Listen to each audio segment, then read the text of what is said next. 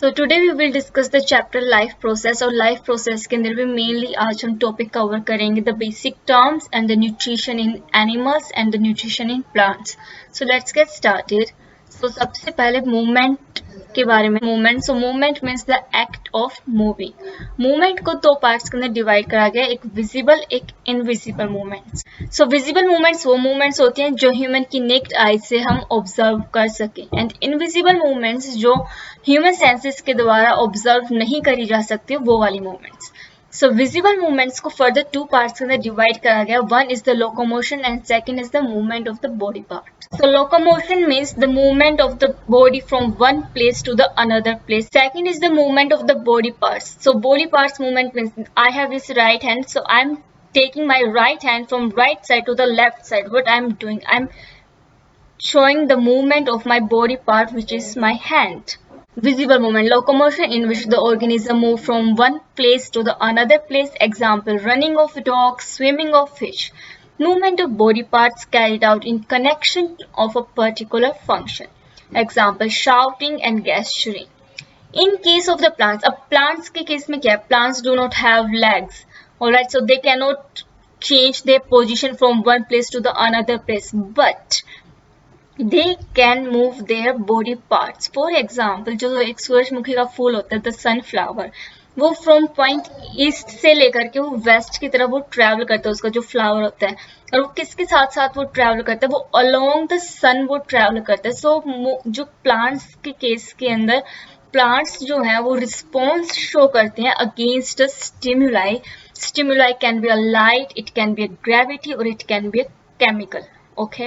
So invisible movements, I already told कि invisible movements के अंदर हम वो movements human senses के द्वारा observe नहीं कर सकते हैं. Example, respiration and excretion. हमारी body के अंदर gases का exchange होता है और भी अलग अलग food particles का exchange होता है, but we cannot observe those movements, so those are considered under as invisible movements. Next is the metabolism. Metabolism is the sum total of all the chemical reactions occurring in the body. So जितनी भी आपकी body के अंदर chemical reactions होने लग गया उन सभी को हम मेटाबॉलिज्म कहते हैं. सो मेटाबॉलिज्म को फर्दर टू पार्ट्स के अंदर डिवाइड करा गया. First is the catabolism and second is the anabolism.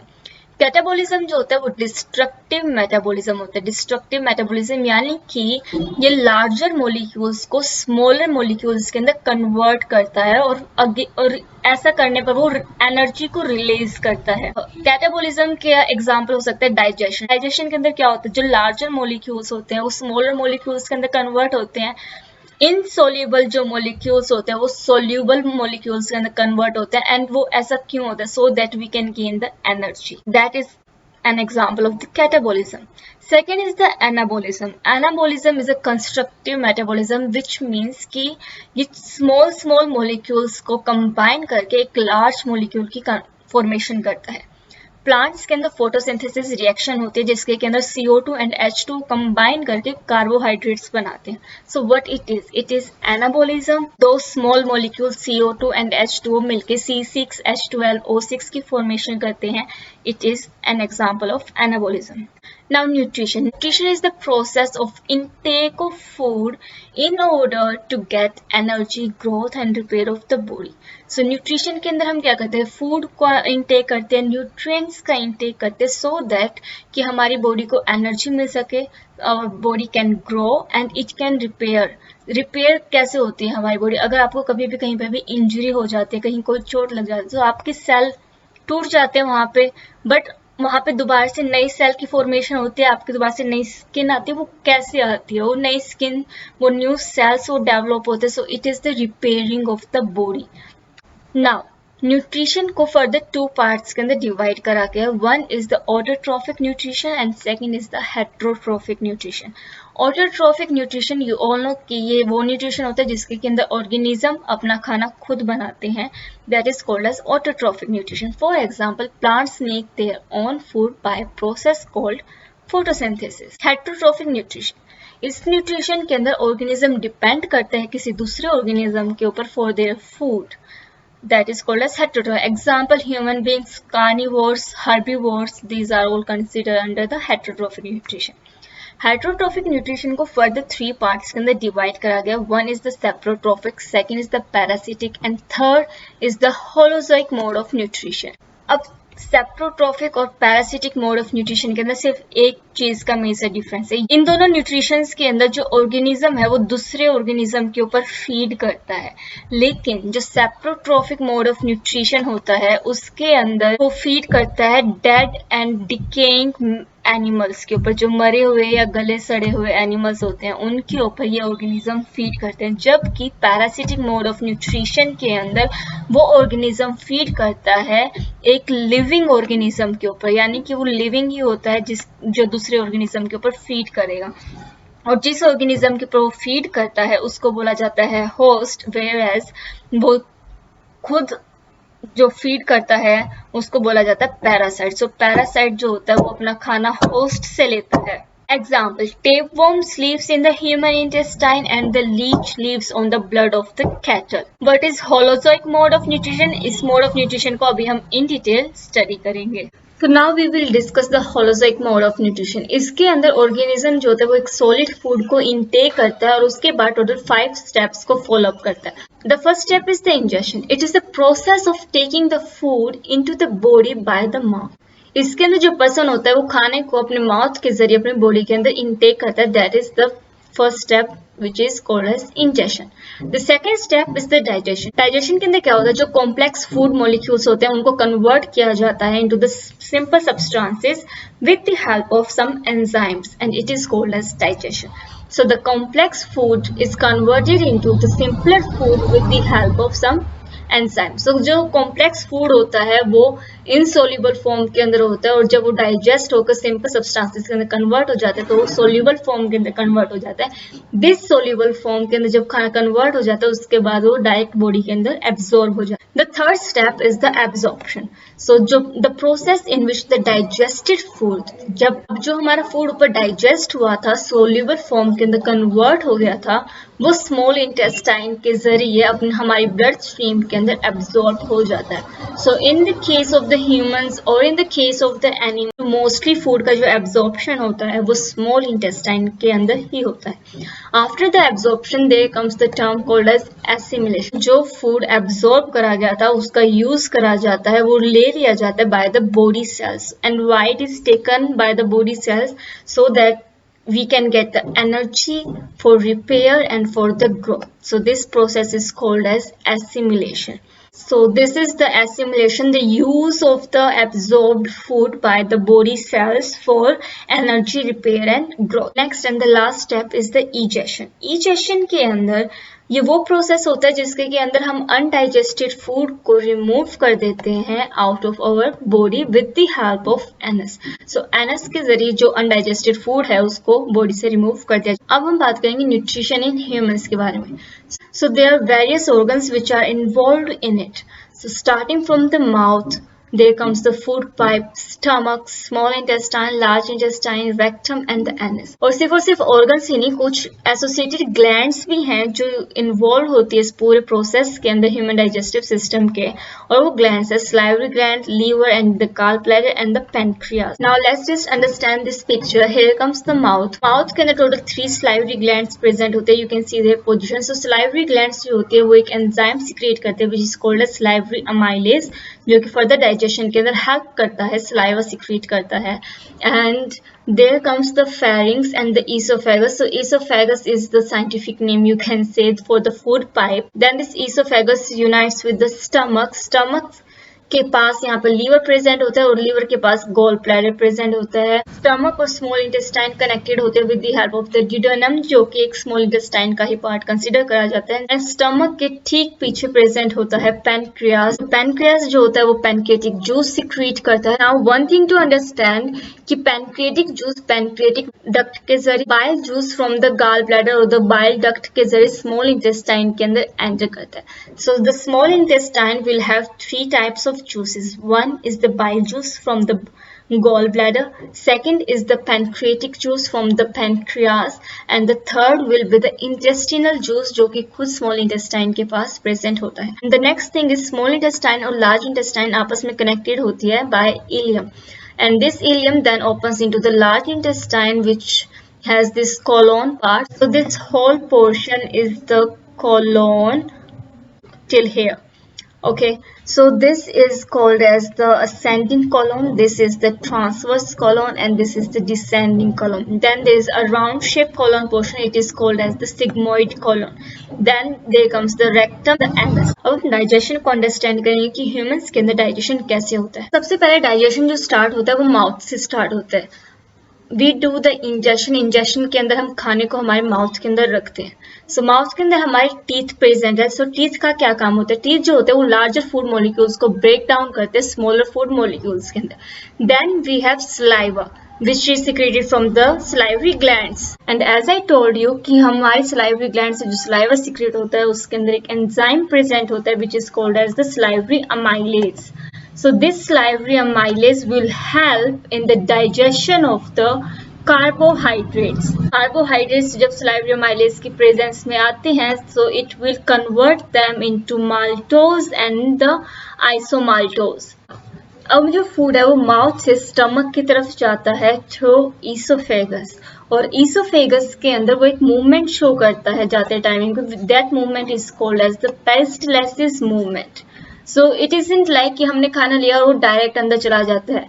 There comes the contraction and the relaxation process. So contraction and relaxation क्या है, the contraction and the relaxation of the oesophagus so that the food can travel from the gullet to the stomach. So this is your food, and यहाँ पे food से ऊपर यहाँ पे एक ring of contraction बनती है। This ring of contraction food को फोर्स प्रोवाइड करवाती है और उसको आगे की तरफ धकेलती है। सो फोर्स के कारण जो फूड जो होता है वो आगे की तरफ मूव होता है, और जैसे ही वो आगे की तरफ मूव होता है ऊपर से जो ईसोफेगस है वो दोबारा से रिलैक्स हो जाती है, अपनी नॉर्मल पोजीशन पे आ जाते हैं। और जैसे ही फूड अगर इस पोजीशन के ऊपर आया होगा सो यहाँ पर आते ही दोबारा से एक रिंग ऑफ कॉन्ट्रैक्शन बनाती है ताकि फूड आगे ट्रेवल हो सके। So you can see the difference in between these two diagrams. पहले फूड यहाँ पर था, फिर फूड यहाँ पर है। जब फूड यहाँ पर था so there comes the ring of contraction. जैसे ही खाना नीचे आया यहाँ से जो ईसोफेगस थी वो दोबारा से अपनी नॉर्मल पोजीशन के अंदर आ गई, बट जैसे ही खाना नीचे की तरफ पहुंचा दोबारा से यहाँ पे एक रिंग ऑफ कॉन्ट्रैक्शन की फॉर्मेशन हुई, और रिंग ऑफ कॉन्ट्रैक्शन की फॉर्मेशन होने के कारण उसने इसको फोर्स प्रोवाइड करा, और फोर्स के कारण जो फूड है वो आगे की तरफ मूव हुआ। इस तरह से जो खाना है वो आगे ईसोफेगस के अंदर मूव करता है, और इस मूवमेंट को बोलते हैं पेरिस्टालसिस मूवमेंट, जो कि कुछ इस तरह की आपको दिखाई देगी। नाउ जब खाना ईसोफेगस से ट्रैवल हुआ तो ईसोफेगस से स्टमक के अंदर पहुंचा। स्टमक के अंदर दो तरह के चेंजेस होते हैं, one is the mechanical changes and second is the chemical changes. So mechanical changes के अंदर चर्निंग ऑफ द फूड होती है, जिसके अंदर फूड को चर्न किया जाता है। केमिकल चेंजेस, सो केमिकल चेंजेस कैसे होते हैं? सो स्टमक के अंदर गैस्ट्रिक जूस प्रेजेंट होता है। गैस्ट्रिक जूसेस के अंदर क्या होता है? It is HCl, mucus and the pepsin. Now we will understand the function of these three things. HCl का क्या काम होता है? HCl जो होता है वो किल करता है जर्म्स को जो कि प्रेजेंट होते हैं खाने के अंदर। Then it stops the action of the saliva. So saliva क्या होता है? अल्कलाइन होता है नेचर में। सो जैसे ही HCl वहां पे पहुंचता है सो वो सलाइवा के एक्शन को स्टॉप करता है और मीडियम को एसिडिक बनाता है। Then there comes the function of the mucus. Mucus क्या करता है? Mucus जो होता है वो प्रोटेक्ट करता है स्टमक की वॉल को from the excess effect of the acid. You all know कि एसिड जो होता है वो हार्मफुल होता है हमारी बॉडी के लिए। अगर एसिड डायरेक्टली स्टमक के अंदर रिलीज होगा और उसके वॉल्स के साथ जाके टकराएगा सो स्टमक की वॉल्स को नुकसान पहुंच सकता है। We can got some ulcers also. तो वो ना हो, वॉल्स उसकी खराब ना हो, उसको बचाने के लिए स्टमक की वॉल्स के चारों ओर म्यूकस की कवरिंग होती है जो कि प्रोटेक्शन प्रोवाइड करवाती है against the acid. And this the function of the pepsin.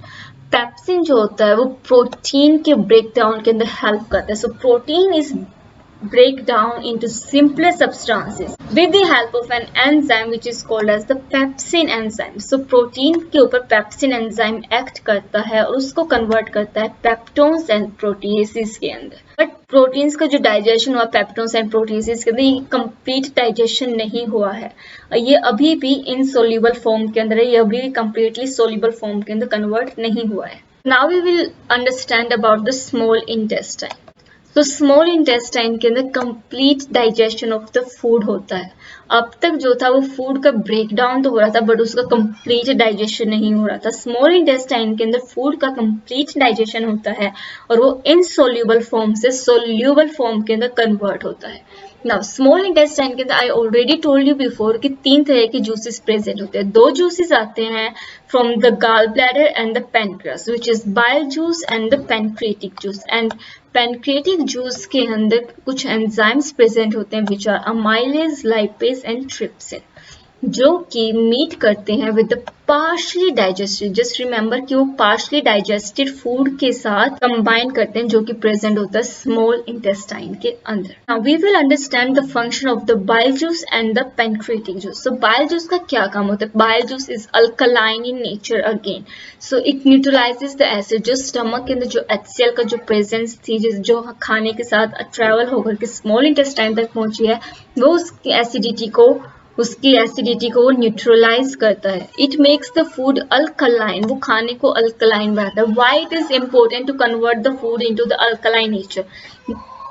Because pancreatic juice के अंदर जो एंजाइम्स प्रेजेंट है वो अल्कलाइन नेचर के अंदर ही एक्ट करेंगे, they will not act under the acidic environment. Third thing, it helps in the emulsification of fat. Emulsification of fat means what? It means the breakdown of the large globules of the fat into the small molecules or the small globules. Now we will understand the function of the pancreatic juice. Starch present होगा undigested food के अंदर, उसके ऊपर act करेगा pancreatic amylase enzyme. So ये amylase enzyme आपने पहले भी स्टडी करा था, जो कि कहाँ पर होता है? It is present in the mouth. Mouth के अंदर स्लाइवरी ग्लैंड्स जो होती है वो स्लाइवा सिक्रीट करती हैं, और स्लाइवा के अंदर एंजाइम प्रेजेंट होता है that is salivary amylase. So starch के ऊपर ही अमाइलेज एंजाइम एक्ट करेगा, but this time it is secreted from the pancreas, so it is called as the pancreatic amylase enzyme. So जब pancreatic amylase enzyme act करेगा starch के ऊपर, it will again convert them into maltose and the isomaltose. Fat के ऊपर act करेगा lipase enzyme and it will convert it into fatty acids and the glycerols. Then peptones and proteases के ऊपर trypsin act करता है and it convert it into the peptides. Again this are not the final products, अभी भी इनका digestion further होना बाकी है। स्मॉल इंटेस्टाइन के अंदर जो इंटेस्टिनल जूस होता है उसके अंदर फॉलोइंग एंजाइम्स प्रेजेंट होते हैं: maltase, sucrase, lactase, lipase and erepsin. ये 5 मेन तरह के एंजाइम्स है जो कि एक स्मॉल इंटेस्टाइन के अंदर इंटेस्टिनल जूस में प्रेजेंट होते हैं। तो this maltase will act on the maltose. So maltose के ऊपर माल्टेज एंजाइम एक्ट करता है, सुक्रोज के ऊपर सुक्रेज एंजाइम एक्ट करता है, लैक्टोज के ऊपर लैक्टेज एंजाइम, पेप्टाइड्स के ऊपर इरिप्सिन एंड फैट के ऊपर अगेन लाइपेज एंजाइम एक्ट करता है। सो जब माल्टोज के ऊपर माल्टेज एंजाइम एक्ट करते हैं, so it will convert it into glucose and the fructose. Sucrose again glucose and the fructose के अंदर कन्वर्ट हो जाता है। Lactose is again glucose and the galactose के अंदर। पेप्टाइड्स जो होता है वो अमीनो एसिड्स के अंदर कन्वर्ट हो जाता है एंड फैट जो होता है वो फैटी एसिड्स एंड ग्लिसरॉल्स के अंदर कन्वर्ट हो जाता है। So you all no now कि जो ग्लूकोज होगा वो डायरेक्टली हमारी ब्लड स्ट्रीम के अंदर एब्जॉर्ब हो जाएगा। अमीनो एसिड की स्मॉलेस्ट यूनिट होती है for the formation of the proteins, and the fats की जो एंड प्रोडक्ट जो होगा वो होगा fatty acids and the glycerol. Now let's understand the absorption of the food. अब कंप्लीट डाइजेशन जो था वो खाने का टेक प्लेस हो चुका है स्मॉल इंटेस्टाइन के अंदर। अब एब्जॉर्प्शन ऑफ फूड जो होगा वो टेक प्लेस होगा इलियम के अंदर। आई टोल्ड यू कि इलियम कहाँ पे प्रेजेंट होता है। So ileum is present at the junction of the small intestine and the large intestine. अब इलियम के पास काफी सारी फिंगर लाइक स्ट्रक्चर प्रेजेंट होता है जिसको कि हम बोलते हैं विलाई, और ये इनका फंक्शन क्या होता है? ये सरफेस एरिया को इंक्रीज करता है और ये रिचली सप्लाइड होती हैं by blood capillaries and the vessels. So just take an example कि आपकी इलियम की वॉल है, यानी स्मॉल इंटेस्टाइन के अंदर जो इलियम प्रेजेंट है ये उसके बोल्स हैं। इस इलियम की बोल्स के ऊपर काफी सारी फिंगर लाइक स्ट्रक्चर जो होता है वो प्रेजेंट होता है, और इस फिंगर लाइक स्ट्रक्चर की जो नाम है वो क्या है? That is villi. अब इस विलाई का फंक्शन क्या है? सो जस्ट टेक इट कि एक ये डायग्राम है and then there is this diagram. So यहाँ पर क्या है? यहाँ पे सरफेस प्लेन है विद नो विलाई। सो यहाँ पे जो सरफेस एरिया है वो कम है, जबकि यहाँ पे सरफेस एरिया ज्यादा है। Why it is more? Because काफी सारी फिंगर लाइक जो स्ट्रक्चर होंगे वो काफी सारी फोल्डिंग्स है, और इतने से एरिया के अंदर वो इतनी सारी फोल्डिंग्स अगर प्रेजेंट है, सो इट्स ऑब्वियस कि वो सरफेस एरिया को, उसके एरिया को वो इंक्रीज करने लगा। अब एरिया अगर ज्यादा होगा सो फूड का जो एब्जॉर्प्शन होगा वो ज्यादा होगा। Look at the picture of this villi.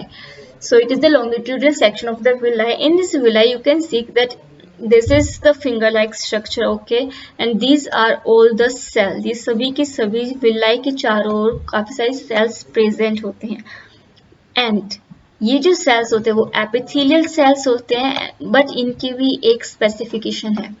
In cells के पास भी खुद काफी सारी माइक्रोविलाई प्रेजेंट होती है, यानी कि ये एक खुद बिग विलाई तो है ही है, साथ ही साथ इस विलाई के चारों ओर जो एपिथेलियम सेल की जो कवरिंग है, उन सेल्स के पास भी काफी सारी छोटी छोटी स्मॉल माइक्रोविलाई प्रेजेंट है, जो कि फर्दर जो सरफेस एरिया है उसको इंक्रीज करती है for the absorption. Now this villi contains lacteal and the blood capillary. So इस villi की दो पोर्शन है, one is the blood capillary and second is the lacteal. What is the function of the lacteal? lacteal का special function सिर्फ यही है कि वो एब्जॉर्ब करता है फैटी एसिड्स को एंड ग्लिसरॉल्स को। This is its major function. Now जो लैक्टिल है वो चारों तरफ से कवर्ड अप है with blood capillaries. So blood capillaries क्या काम करेंगी? ब्लड कैपिलरीज डायरेक्टली एब्जॉर्ब करती हैं ग्लूकोज को एंड अमीनो एसिड्स को। नाउ यू कैन सी कि जो ब्लड कैपिलरीज है वो दो कलर के अंदर आपको शो की गई है, one is this red colour, second is this blue colour. जो रेड कलर कैपिलरीज है वो कैरी करती है ऑक्सीजनेटेड ब्लड को, whereas the blue colour capillaries representing that it carries the deoxygenated blood. Moving ahead towards the large intestine. Large intestine के पास semi fluid mixture receive होगा of undigested matter, mucus and water. अब large intestine की specialisation ये होती है कि वो इस अनडाइजेस्टेड फूड में से वाटर को एब्जॉर्ब कर लेती है, और वाटर को एब्जॉर्ब करने के बाद फॉर्मेशन करते हैं which is the semi solid faecal matter, यानी कि वो सेमी सॉलिड फीकल मैटर को फॉर्म कर देती है। उसमें जो अनडाइजेस्टेड मैटर था उसमें से पानी को एब्जॉर्ब करने के बाद this semi solid faecal matter is removed out of our body